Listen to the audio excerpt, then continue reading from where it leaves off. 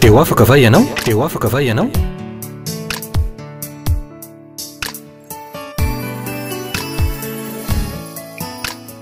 Fandarany iarana fiangonana RHEFI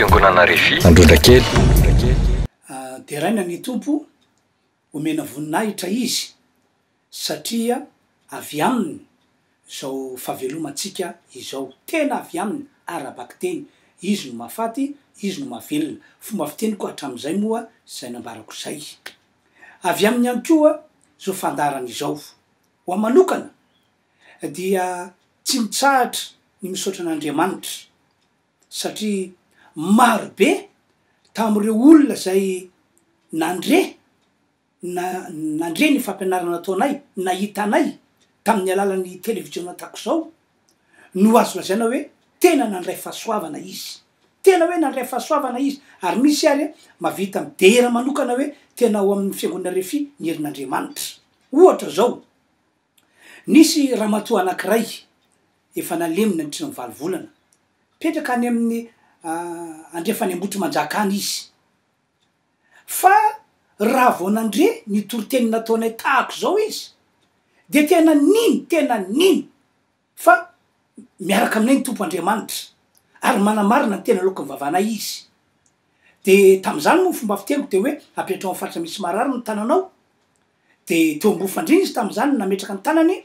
teo amin'ny faritra misy marary azy, vita ny vavaka de nitsangana teo eo izy.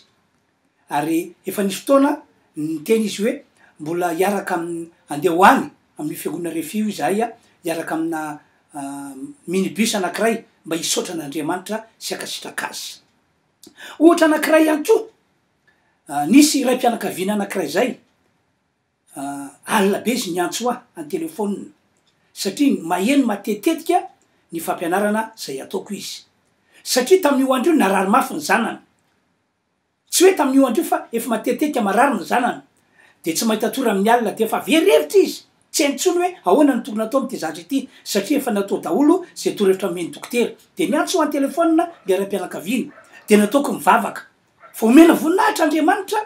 niantso le ram-pianakaviana ny maraina fa vao vita ho ny vavaka de nahita tory tsara ny zanany ary nahita tory mandraka ankehitriny.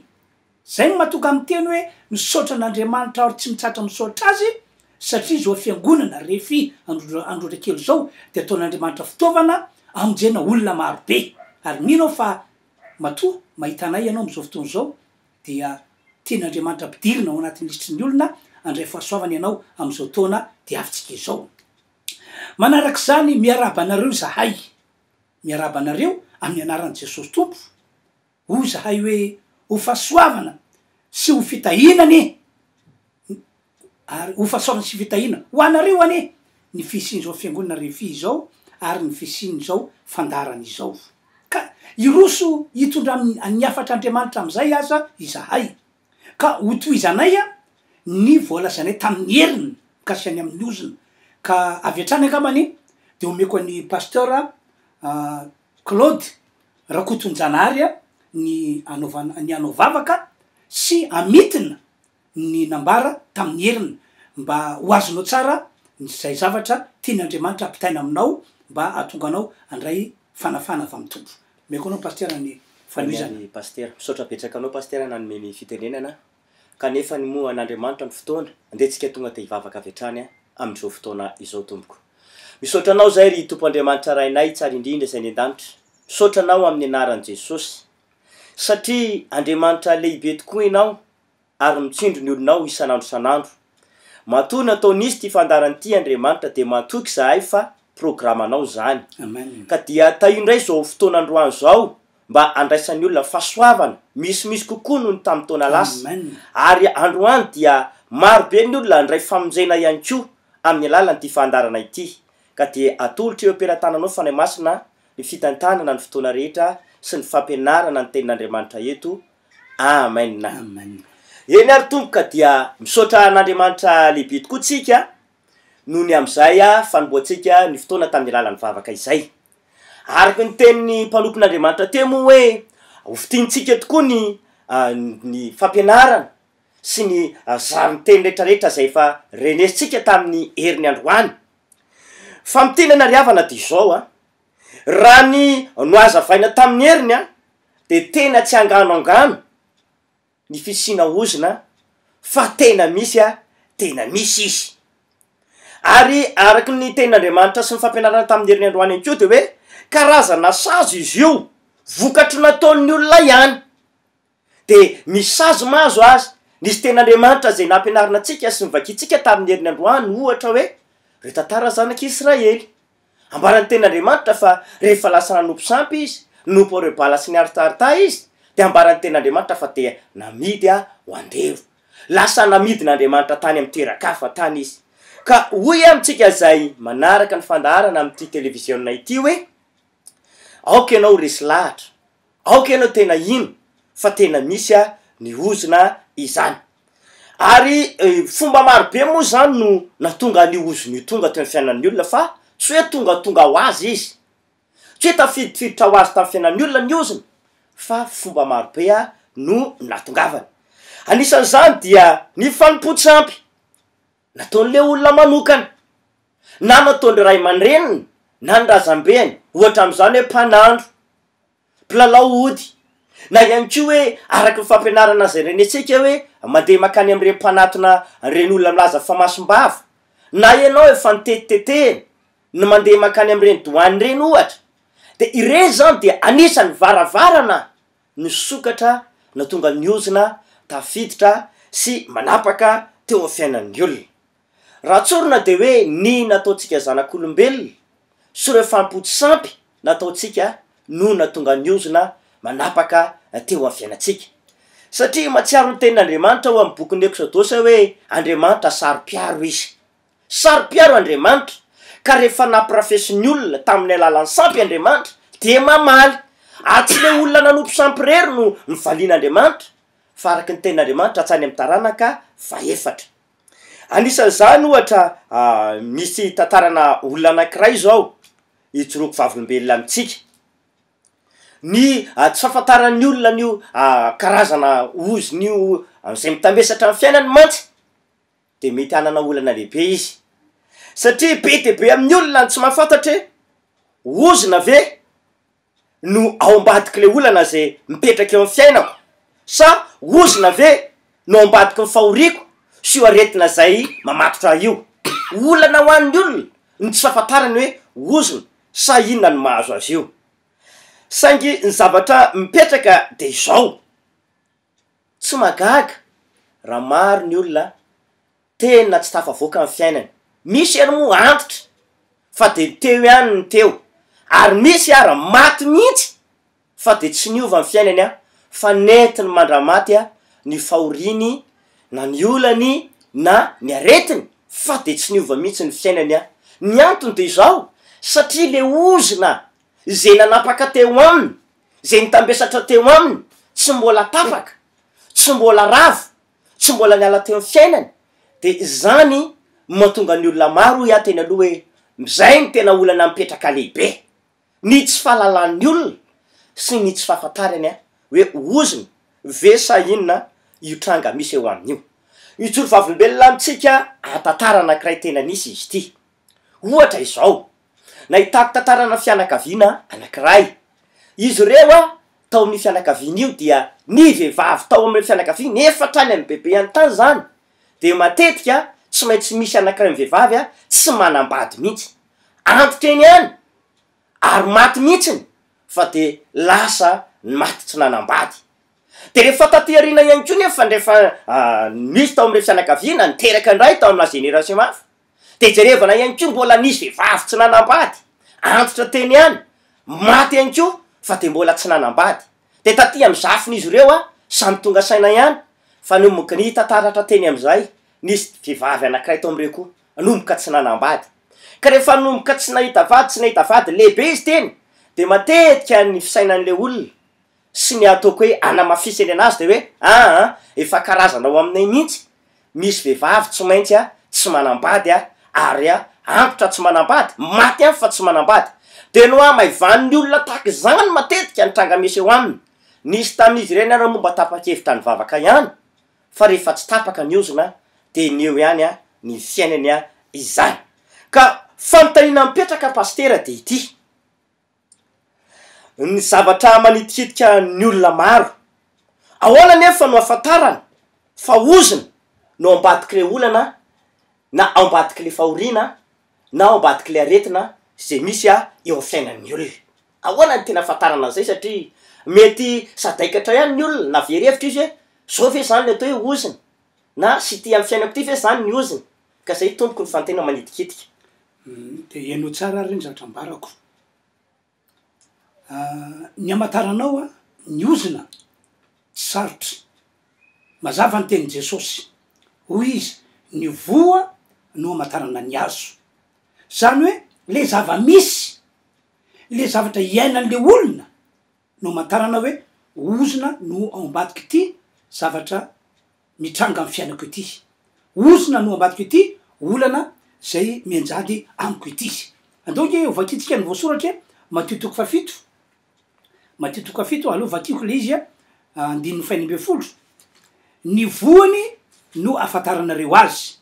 Manoto voaloboka amin'ny tsilo van'ny olona na viavy amin'ny songisongo de toa zany ny azo tsara rehetra de mamovo voa tsara, fa ny azo ratsy rehetra de mamovo voa ratsy. Ny azo tsara tsy mety mamovo voa ratsy ary ny azo ratsy tsy mety mamovo voa tsara. 9:20 ka de ny voany no afantaranareo azy. Tsy afataka an'ireny manga azo na manga maniry reny. Ahoana moa no afantarantsika fa io azo na manga maniry io ka manga esy izy io na manga bory izy io na manga dego izy io. Zay moa ohatra efa nitiko te tany ambolohan tany. Raha ho antsika eto Antananarivo de tsy mahafantatra mihitsy hoe ino io karazana manga io. Fa rehefa mamokatra izy vo afaka miaiky isika hoe manga bory io manga io satria ny voniny boribory tahaka ny kanety. De tsy afataka zany akio zany ny fomba amatarantsika ny fisina ozona eo amin'ny fiainatsika. Le zava-misy, le zavatra mitranga, le zavatra iainatsika ary tsy hoe misy ndray mandeha fa misy matetitetika ary verimberina matetitetika. Raha isika ohatra akaiky nga mandeha izao, raha ohatra zao io olana misy eo amin'ny fiainanao io, araka ny tenin'ny paster Claude teo zao hoe misy olona tsy tsy mety mahazo vady na tsy mahazo tokantrano to amin'ny fianakaviana anankiray. Raha ohatra ka efa nisy an'izany tany amin'ny ray aman-dreny be an-tany, de reo ray aman-dreny be reo niteraka de ahitana hoe misy ray na roa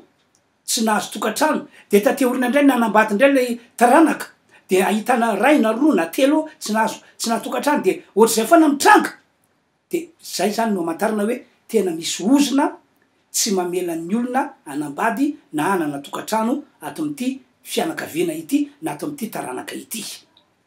Ame ohatra aminareo aho vo tsy elo zao vo tamin'ny faraparan'ny taona iny efa vita krismasy de nisy roa vavy tonga tao amboroko mba angataka vavaka. Zanak'olo mpiravavy izy roa reo. De tonga saina zany izy roa hoe ozona no misy amitsika roa reto.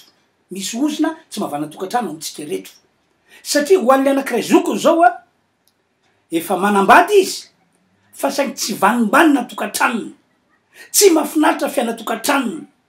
Aleo tsy manambady toy zay manandratsy. Zay zany ny fahatsapany azy. Le anankiray indray le zandriny efa bebe efa nahazo taona ihany fa de asendrany lehilahy mpamitaka foana. Sendrany lehilahy mpamitaka foana. Tsy mety matsagana tokantrano mihitsy. De rehefa nantany aho hoe nga misy azany eo amin'ny fiainanareo de nitsorony hoe ny dada benay sy bebenay dia efa sarabady.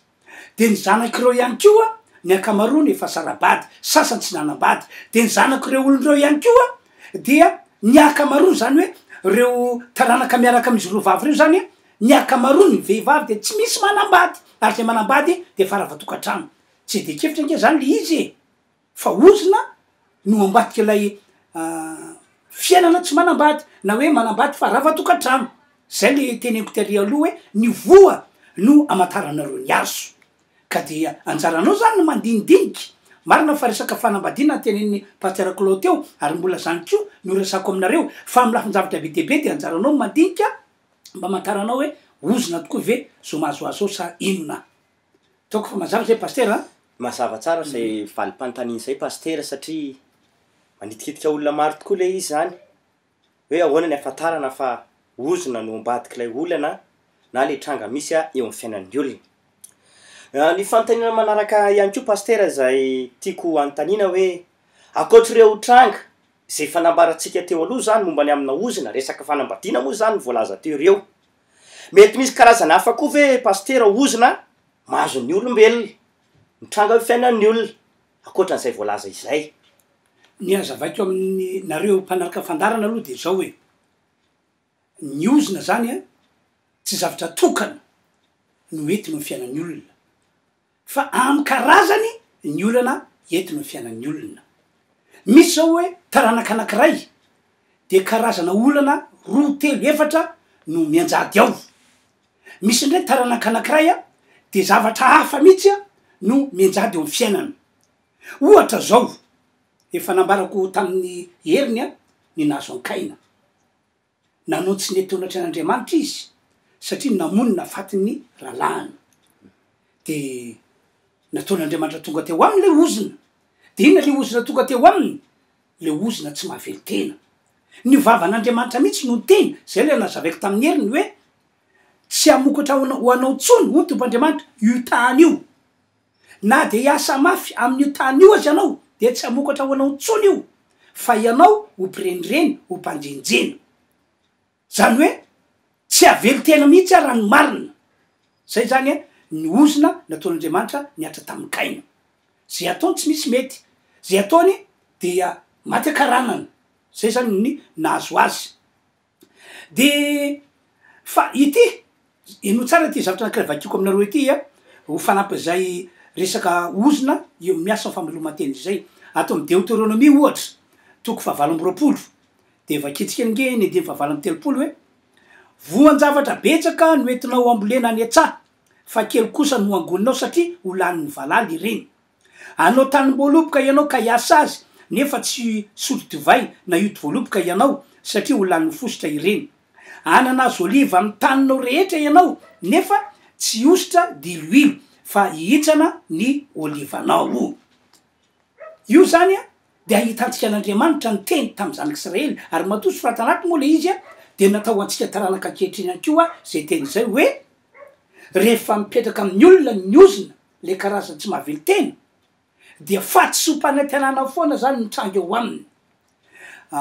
ohatra mamboly izy na miopy fa zay hony no azahoana volaingana ankehitriny fa de inona mitranga fa tiantoka tsy mety sy ataony indram-bolany amy banky ony fa anao aferana varotra ho an'ny dego na ho an'ny toliara fa ranona navetatrany be tamin'ny alalan'ny varotra tako zao nataoko zao de azo ny volany banky fa rehefa ny ampiasaina iny de tsy hitahita fa lano azy lay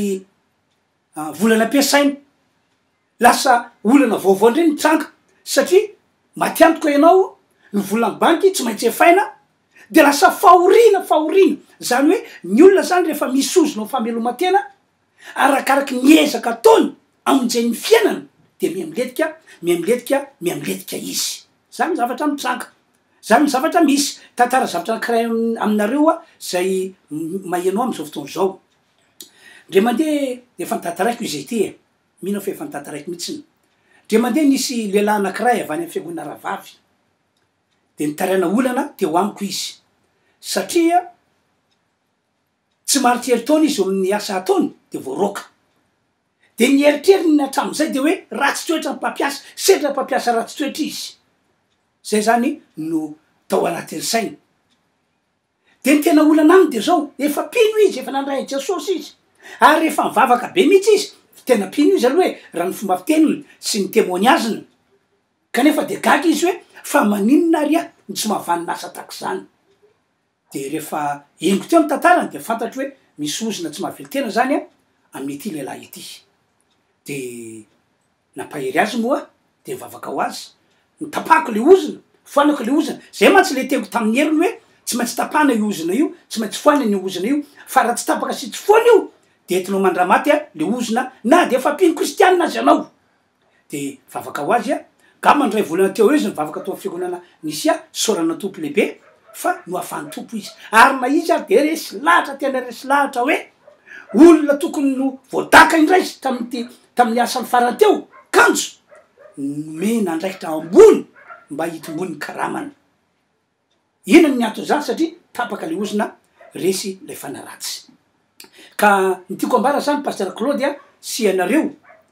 zay manaraka zao fandarany zao a amy karazany ny ozona misy eo amin'ny olombelona misy eto ambony tetany ety ary misy am'ireny ozony reny a karazany telo be zao ny asa ratsy entiny am'le olona karazany efatra be zao fa io mo za Andriamanitra malala hoe na ny antony mahatonga nyty olony ty karazany ray na karazany roa na karazany telo mazava zay tompoko mazava tsara mihitsy zay fanontaniana zay paster ary misay valiny zay a ary mino ahako fa mpanaraka atsika any ko ary amin'ny alalan'izao fahitalavitra izao dia mazava tsara zay satria tsy anankiray ihany zany karazana ozona mety anotambesatra na manapaka amin'ny fiainan'ny olona fa raha nanaraka tsara ianao de tany aloha nisy ny hoe resaka fanambadiana teo any ko ny nambaran'ny mpanompon'Andriamanitra teo zany de ozona amin'ny resaka fameloman-tena ka manoloana izay indrindrany dia tena resy lahatra paster ary misy fanontaniana manitikitika ato anatin'ny saiko hoe raha mandinika manjery sy mamotipototra tsara ny tantara misy eto amin'ity firenentsika malagasy ty ary ako dia tena hoy aho hoe fa maninona tokoa ny tsy mety tafavoaka amin'ny fiainan'ny malagasy maninona ny tena tsy mety tonga arak'izay mba iriny sy etaeta amin'ny be sy ny maro ary mino aho fa tsy misy malagasy angamba tsy maniry hoe mbo fiainan'ny Madagasikara iova tsara ny fiainan'ny vahoaka malagasy mbo tafavoaka araky ny tokony ho izy rehefa tena dinihana ny fiainana dia mba manao zay azo atao any ny mpitondra firenena tena miezaka araky napetraka azy tantana sy mba hamoaka ny Madagasikara araky ny tokony ho izy kanefany a de ny teo ihany ny teo ary araky le tenin'ny paster teo ary hoe to vo mainka ara memy totongana vo mainka memy latsaka vo mainka makany amin'ny farany ambany le izy ka raha ohatra ka fisainan'ireo mpanao politika de mety manany amin'ny fandikany azy izy mety manany amin'ny fahitany azy izy fa raha amin'ny mampanompon'Andriamanitra kosa paster raha araky ny fanazavanao teo a tena resy lahatra hoe tena mety misozona zany manapaka eto Madagasikara misozona mihitsy eto satria reo vahiny avy any ampitan-dranomasina de mahita hoe raha izay no mitondran'ity Madagasikara ty a vetivety de tafavoaka amin'ny baolina vetivety de lasa firenena manana mizy azy Madagasikara satria nahoana firenena manan-karena na ny ranomasina na ny arenan-kibon'ny tany eny hatramin'ny karazana ala sarobidy maro de tokony tena atafavoaka ny Madagasikara ary maro ny olona ny fampiresaka an'izany fa saingindrisa nefany fa de ny maro tsy miova ihany de ohatrany lasa ny saiko paster hoe so de ao anatin'le misy an'le ozony eto amin'ity Madagasikara ty satria sazy mety vokatry ny fampotsampy na vokatry ny zavatra zay natao satria mandinika ny tantara ohatra izao any amin'ny bokyny mpanjaka faharoa toko faharoa de manomboka 520 taka ny tantaran'ireo mponina tao Jeriko tena verevitra amin'ny mpitondra verevitra ny vahoaka rehetrarehetra sy ny mponina tao Jeriko tamin'izany fotoana hoe mamboly mamafy izy fa de araky le afatra ambarany tenin'Andriamanitra hoe tsy mahavanim-bolo ny tany tsy mahavananaka mihitsiny ary vokatry zay mihitsy natonga an'izy ireo niazakazaka ka nanatona an'le mpanompon'Andriamanitra atao hoe Elisy ary nitaraina hoe araky zao hitanao zao tompo tsara toerana ny tany fa saingy ny olana mipetraka de ty tsy mahavanim-boly na hoe tsy mahavananaka ka hoy a paster hoe mandinika ahako hoe so de mba ozona marina tsy resaka vahaolana ara-politika fotsiny intsony ny tokony tena hoe amahana ny olona eto Madagasikara fa le ozona mihitsy ny mila tapahana sy ovoanana ka zay no mba fanamariako sy mba zavatra nitity any saiko a paster ka marina be mihitsy teninao zay e fa tsy ho alavaiko ny resaka fa izao hoy aho amintsika rehetra hoy aho amintsika rehetra ho antsika malagasy ry havanao tena miverena amin'Andriamanitra ianao miverena amin'ny alalany finoana Jesosy Kristy ianao maro ary amin'ny karazany fivavahana misy eto ambony tany eto Madagasikara fa za de resy lahatra fa ny fivavahana miorona amin'ny finoana Jesosy Kristy ihany no fivavahana azo antoka mba voavonjy fanany olona azo antoka mahavoavonjy ny olona ho afaka amin'ny herina ozona ka raha maro amitsika malagasy no resy lahatra ny am'izany fampianarana entina izany ka angetaeta fanafahana ary tena hitaty fanafahana amin'ny alalan'ny finoana Jesosy tiako milaza vaovao mafaly a fa ho tapaka ny ozona ho resy ny herina ozona ary dia hitsimbaty an-tantara-piainan'ny olona hitsimbaty an-tantara-piainan'ny olona ary na de zao firenena malagasy ao ary a de inoko fa ho voavonjy anan-tantara vaovao sy tantara tsara raha ohatra ka ahoritsika amin'ny finoana Jesosy a ny finoantsika ary fanampazay araky le fanambarako tamin'ny herina tsara ho ia tsara matoa verimberiko le izy tompoko maro ny efa nandray fahasoavana ka de miantso anareo aho miantso anareo aho tsara aminareo ny miona aminay mifandray aminay afanay manorevitra anareo hatrany hatrany ary indrindrindrindra afanay mivavaka ao anareo ny finoanay de zao tsy misy ozany tsy ho tapaka ary tsy misy ozany tsy foana rehefa tena entina ao am Jesosy le izy mbola manasa anareo ihany ko zahay tongava tompoko mamonjy fotoam-pivavahana zay karakaranay fiangonana RHEFI Androndrakely zay moa matetika alazaiko aminareo hoe fiangonana RHEFI Androndrakely fa maro be ny sapana misy eto Madagasikara na ny faritra avaratra na ny faritra Atsinananany na ny faritra Andrefana na ny Atsimo fa de hoe Androndrakely moa zany no misy anay mirahalahy reto ka mahatonga anay a manindry foana ho Androndrakely tena sainy ampitiavany anareo tongava fa asoa anareo zany atsara anareo zany zao no tiako ambara aza velandalo fotsiny ty taona 14 arivo ity aza velandalo fa mino ianao ary matoky fa afaka anao zavatra lehibe aminao Andriamanitra amy ty taona ity io moa ny telefôna fanareo mifandray aminay de io voasoratra io ihany ko moa ny fotoana anaovanay fotoam-pivavahana ny Alahady na ny andavanandro Alahady misy fidirany 3 na miditra fitsasana na miditra folo na miditra miray ora sasany zay mety aminao ny andavanandro Talata sy Alakamisy miditra samy miditra amin'ny amin'ny ray ora sasany daholo reo fotoan'ireo ka dia tongava tompoko am'izao fotoana maranany zao a de hivavako anareo zahay mirahalahy ary mbola apetrako ampatsiara Claudiany ny anaovana vavaka za mo resy lahatra hoe lehilahy manana ny tanan'Andriamanitra io lehilahy io manana ny tanan'Andriamanitra ka inoko fa ny vavaka ataony androany de iserin'Andriamanitra ipakany aminareo ka apetrao fonareo ny tanana raha afaka mandoaky anao de mandoly mihitsy raiso ny fahasoavana fa monjy sy anafaka anareo a ny tompoandriamanitra raiso ny fahasoavana ho ia raiso ny fahasoavana omeko anao pastera ny anokana fotoana vavaka ho an'ny olona rehetra azy ka hivavaka ho atsika am'izao fotoana izao araky ny tenin'ny mpanompon'Andriamanitra teo hoe androany Andriamanitra de hiaso amin'ny fiainanao ka aoka ianao ino fa misy heriny zao vavaka zay atao zao hivavaka asika tompoko sotranao ary Andriamanitra raiko tsara indrindra zay ny an-danitra ndreo ny olona mametraka ny tanany eo amin'ny faritry ny fony amindreo fo izy am'izao fotoana izao amindreo fo izy satria izahay tena mino hoe matoa izy tojo an'ity fandarana ity de efa programan'Andriamanitra ko ankehitriny aza niza voageja amina herina oziny tsy mavelo tena mpandrava fanambadiana ninonina karazany amin'ny anaran'i Jesosy tapahany zany oziny zany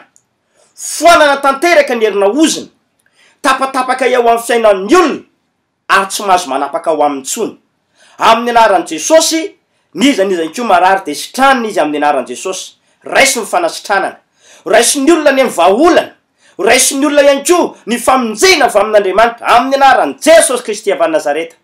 de misaotra anao Andriamanitra am'izao fotoana zao de raisy ny olona rehetra ny fahasoavana saotra Jesosy io amen eny atoka dia vita moa zany ny fandarantsika tamin'ity androandroany ity ka dia mametraka ny mandram-piona ho anareo rehetra zay marahalahy manao veloma tompoko amin'ny herin'ray samy io tain'Andriamanitra tompoko teo afaka va ianao